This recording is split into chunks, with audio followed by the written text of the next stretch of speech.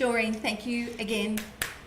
I really appreciate that you're giving me permission to pop this on YouTube and on my website. We are talking about Empower today, the effect of the module Empower on my website.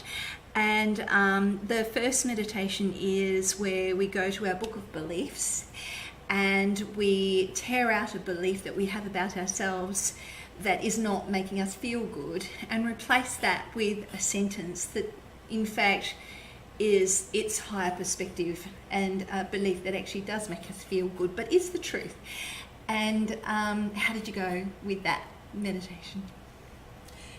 Yeah, actually that was one that I stayed with. So some of these meditations I found that I lost it at the critical point of instruction, which in this one might have been tearing out the page, but this is one that I did stay with it. And the belief that I worked with was that I can't do it. Oh, okay. Yeah. So that's the one that got ripped out, and the one that got rewritten was that I can do it. Yeah. So and remembering the evidence there is there for that. Okay. Yeah. Mm-hmm. Oh, cool. So you can, you know, you can. I can do it. You can do it. In fact, you've done it. And there's more to come. And there's more to come. That's exciting. Okay, so the next one is projecting love and light. Firstly, to your emotions. If you were feeling a negative emotion, the idea is to love that emotion. But whilst we give ourselves permission to feel that emotion and to love that emotion, whilst we're sending love to that emotion, it gives it an opportunity to change into its higher perspective. How did that go with you? That was good. It was great because what that has not done, what that's about is actually what I've been working with. So for myself, I've been working with accepting that this is where I'm at right now. You know that I'm a counsellor and I've been going through a pretty challenging time over the last 6 to 12 months. And a big part of that process has been about accepting what is happening right now. So not judging myself for whatever it is that I'm going through. And of course that's actually really powerful in my work as well because I support other people to do that too. Yes. Yeah. So this was really quite sweet. This meditation because it was affirming what I was working with already. Beautiful. Yeah.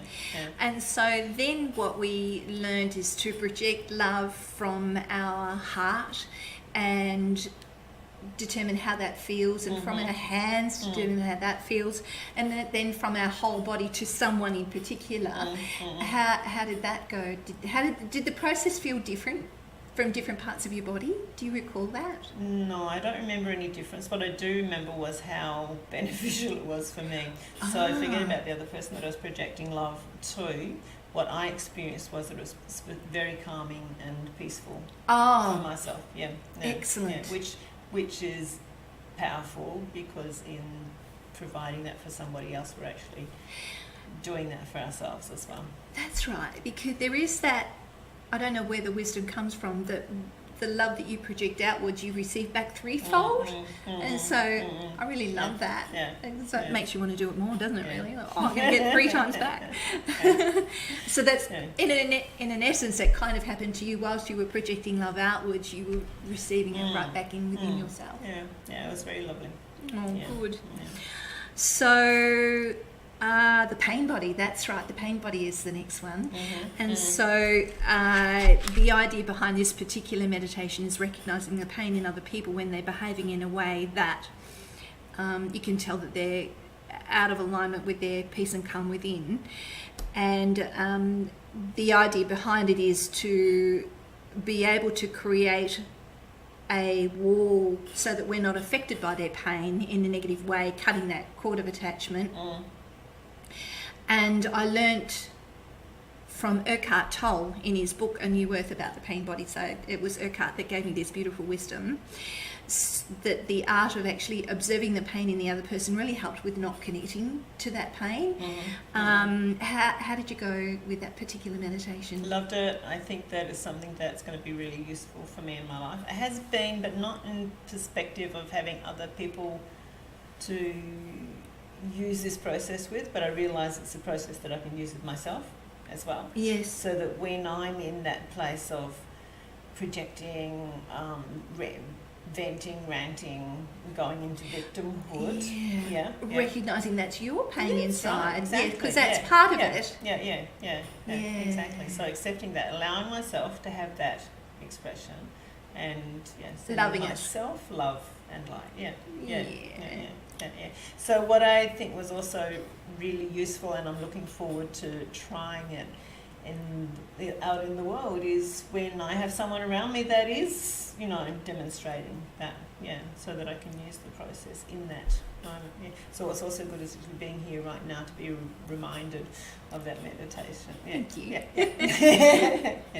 So I, for me as a sensitive person, and no doubt you are too, and sensitivity is a powerful thing. It's not a negative, it's a really positive thing, being sensitive, because I believe it's we sensitive people that are going to really help change the world to be a better place, because we recognise where love is meant to go.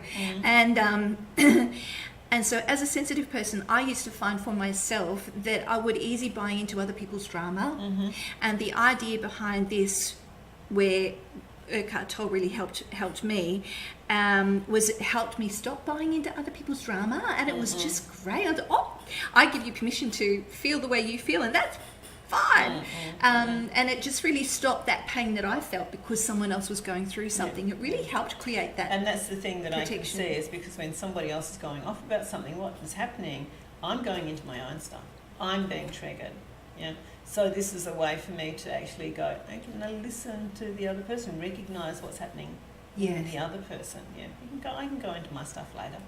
Giving that person the time and space to have what they, because that's the source of most arguments between people, is that reactivity. Oh, the reactivity. Yeah. Oh, yes, and this helps with like peeling away the pain that you may once have felt and therefore reacted. It's being reminded of. Being reminded and to say, this is okay. Yay. It's a great tool. I know it's really helped me. I really hope it helps you too. So with the Future 5-Year You, I find this particularly beneficial because sometimes I feel like, oh my goodness, this path feels so hard. And when I have connected with my Future 5-Year You, and I have like committed to my path, my Future 5-Year You's path is important, and I've affirmed that, and so I call upon my Future 5-Year me to say, hey, it's okay, just have a little rest. You're meant to be keep going forward, just have a little rest. It's okay, you just need a break for a while. And she really is a cheerleader for me to help me. I am on the right path. This is what I'm meant to be doing. So that's what my Future 5-Year me has done for me. And so how did you go with the idea behind it? You've only really done it once, so how did you go with that? I love it, and what I also loved was I just remembered the letter writing in that too. Oh, yes, writing to yourself. Yes. And even though I haven't actually finished that letter, I did start it on the day when. Yeah. And I do find that really powerful. So it's something that I value. Yeah. Good one. Writing that letter to yourself from your Future 5-Year You. From that perspective, in 5 years' time. Looking back and writing that letter. Yeah. Cool. It is cool. So, do you think you'll finish that letter? Absolutely. Oh, good. Yeah. Oh, go home and do that right now.